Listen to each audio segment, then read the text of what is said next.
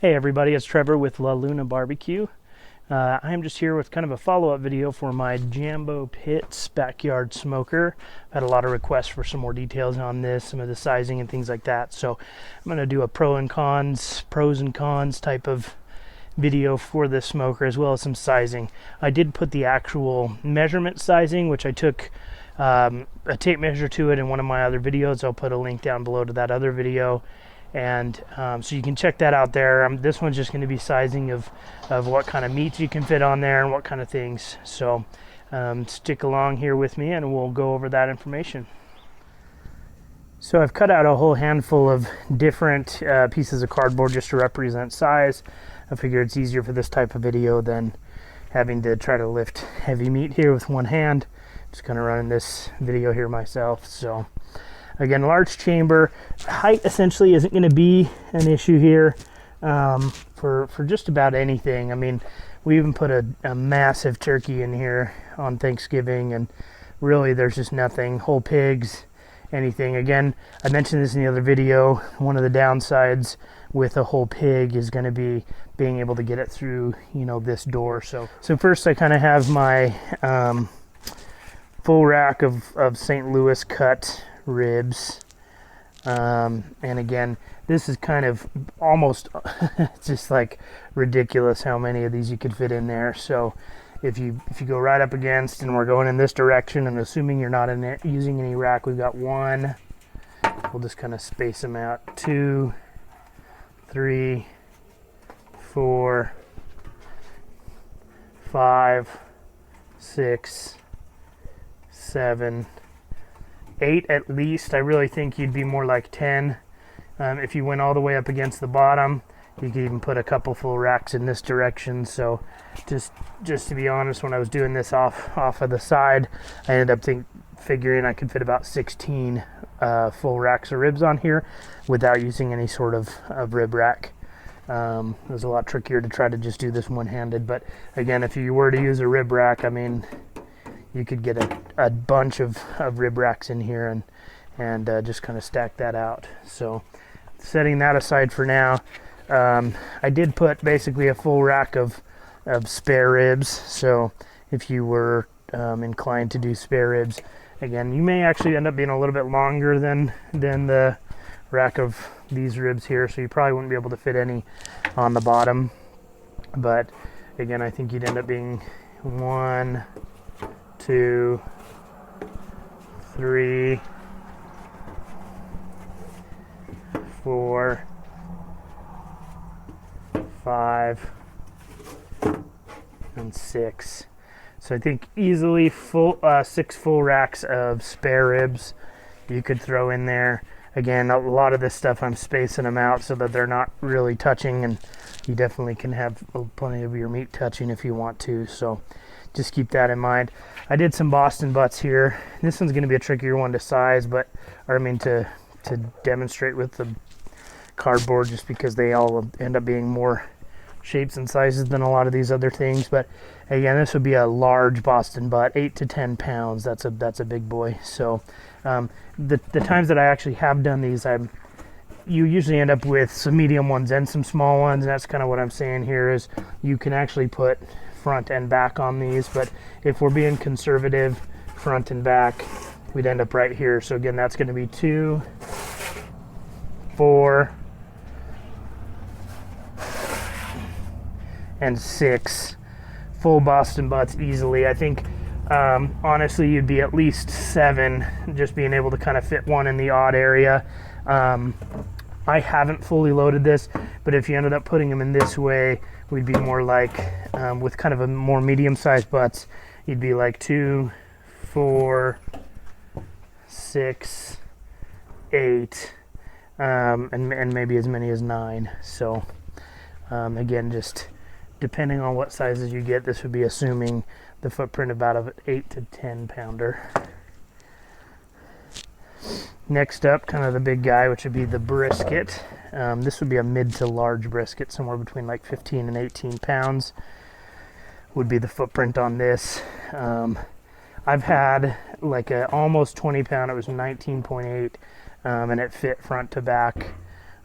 just like pretty similar to this. So a lot of that again depends on how big you're doing those. But with full briskets, the other thing is a lot of times you end up with real conical shape briskets, so you can alternate every other. So we'll just kind of assume that you're doing that. The other thing you can do is if you're picking from, say, a Costco where you've got a lot to choose from, you can really pick the ones that you know are going to work best for your situation here. But so again, 1, let's do 2,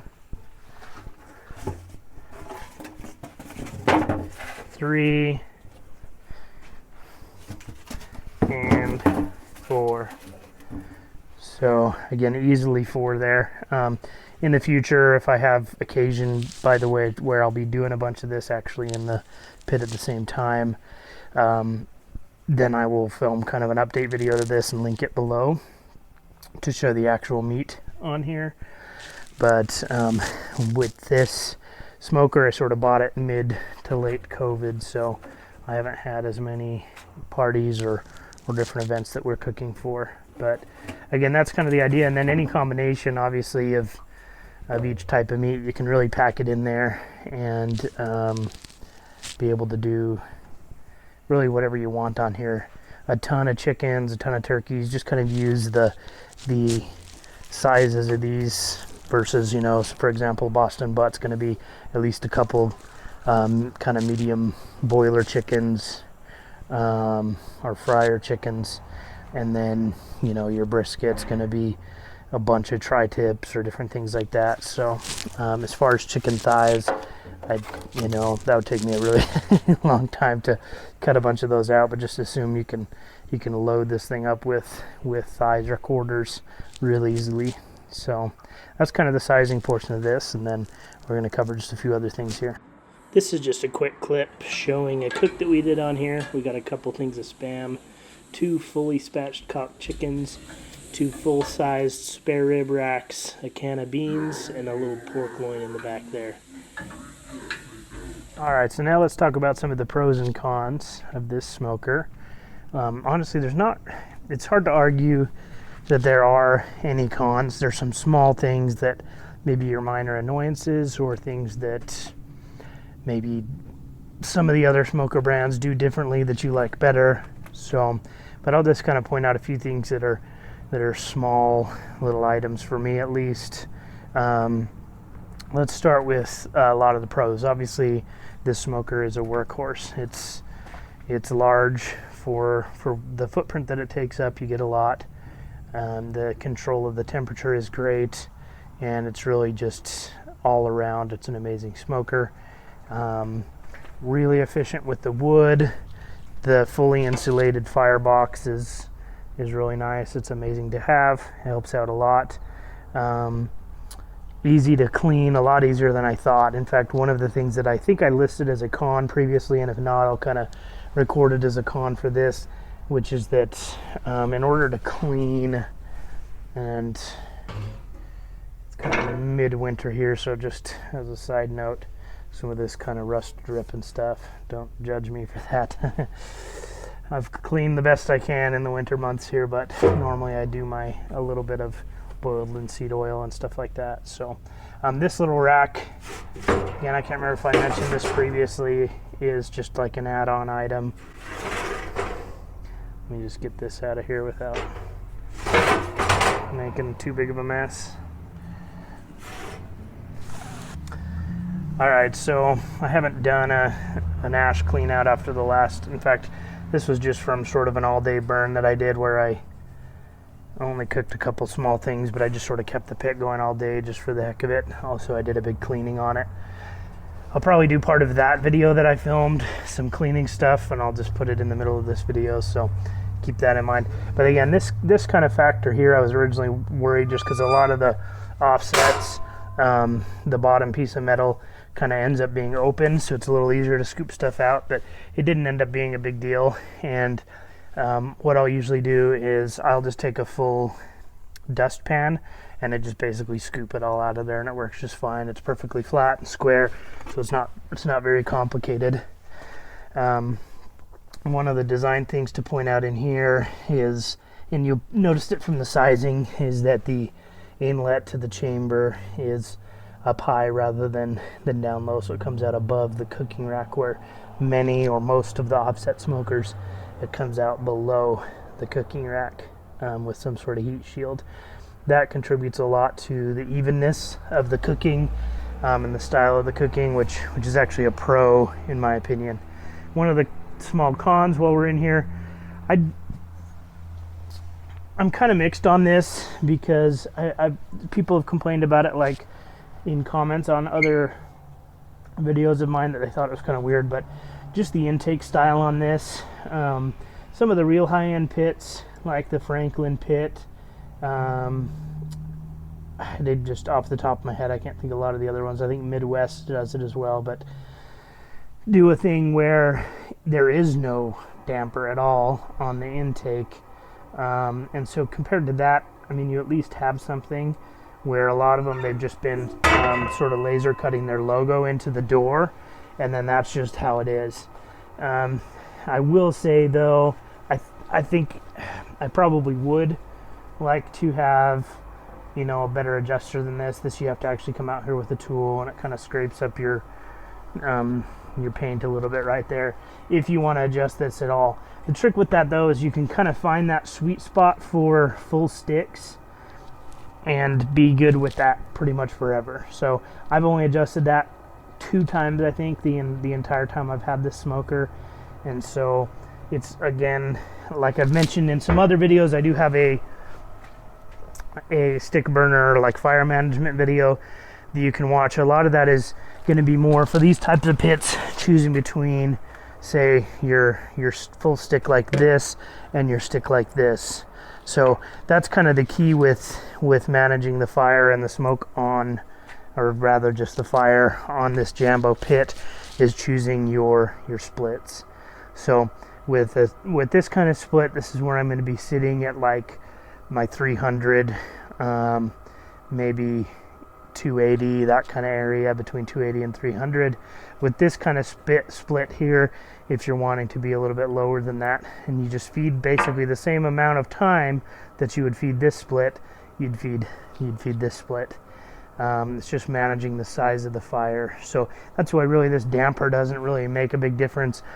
With the exhaust damper over here, I always just leave that all the way open as well, for the pretty much all but the first couple cooks. I've just sort of changed and adapted to that style. So I think some people can see the temperature range of this as a con, but I think that just takes some learning, because in the beginning I kind of had the same thought. I just thought, you know, basically I always ended up being in the 350 area no matter what I did. And part of that problem was that I was cooking with these, you know, full-size splits. So you can kind of see here, so these were a little bit less often, and I just could not get below 350.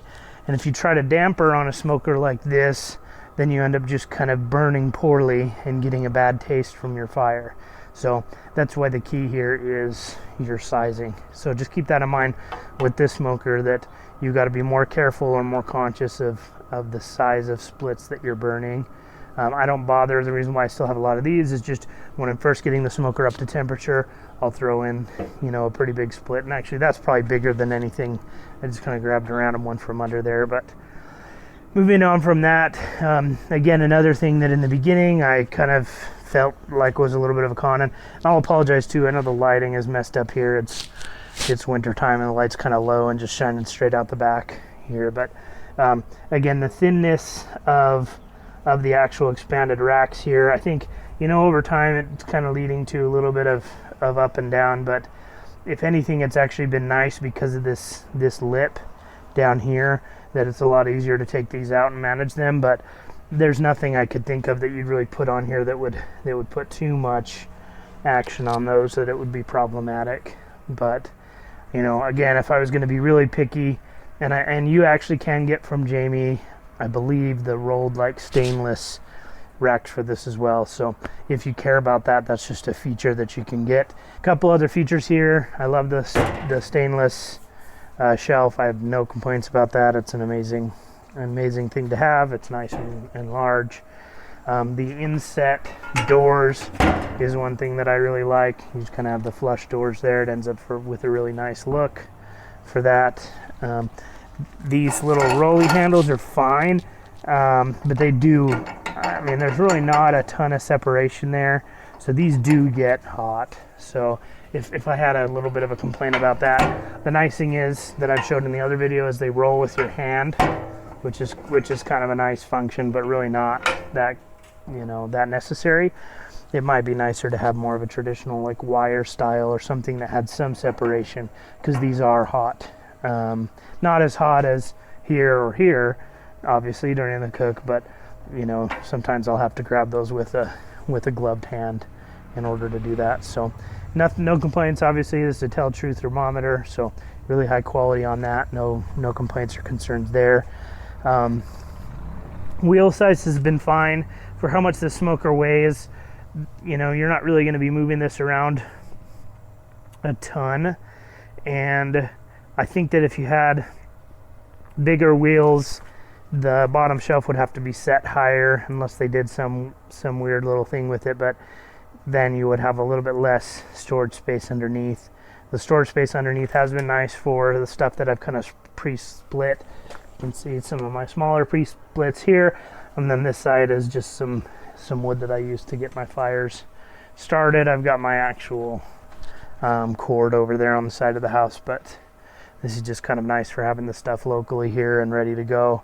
Some of the people do it where you kind of preheat your wood up on the top, which is great too. So the size of the wheel, though, I would say, just to swing back to that, it would be nice to have a bigger wheel, because it is, when you hit even like a little bump like between my two sidewalks here, sometimes you gotta back it up and take a run at it. So could be nice to have a little bit bigger wheel, but I don't move this around much, so I'm not that concerned with that. Some of the smaller details, again, that I mentioned in the other video, that these are kind of real homemade style, with the 7/16 lug on there. I just wonder why that was cheaper or easier for them to do than just, you know, fabricating a little ball or a little spring or something to put on there. Everything else is great on the smoker. Again, I'll jump into some of the cleaning details of it, or how I run that process now. Really nice sized ball valve down on the bottom, 1.25 inches, which just lets you pretty much drain out all of the gunk. You'll see in the clean out video that I just scrape everything down and I just let it go down that drain. It'll pretty much take everything. I just kind of sit here with a little piece of scrap copper, or even just a shaving off of one of your sticks here to shove down anything that does get clogged. So that works out really nice as well. We'll do some of the cleaning stuff, and then I'm going to also start a burn process here just to kind of show you how some of that goes. The other thing I was going to do here was just kind of show movement, and I'm sorry, I've got kind of an obstacle course here. It's pretty freezing outside, so I've got the heater set up, and I've been doing some other grilling. I've got this all the way kind of pressed into the fence, so it's not as easy to grab as normal, but just to give you like an idea of movement. Again, you have the bar that goes in here to do that, but nothing too crazy as far as lifting. That's kind of with one arm there. I mean, you're lifting a lot of weight. It's not easy by any stretch of the imagination, but I'd mentioned before, again, with the wheel size, I ran into some sort of teeny pebble and couldn't really roll past with the leverage I had. I normally wouldn't grab up on this. I'm just doing it because I'm up against my fence here. But let's get that again so you can see kind of like that. Just kind of one other thing there. Obviously it's burning right now, so hopefully I'm not messing up my fire, but the doors aren't real heavy. I guess maybe that's the nice thing about having the split. Some wrap-up items or information. Again, I think it's hard to say there's like cons. It may not have some of the features that some of the other builders and things have been including lately. I know there's kind of some new things that people like.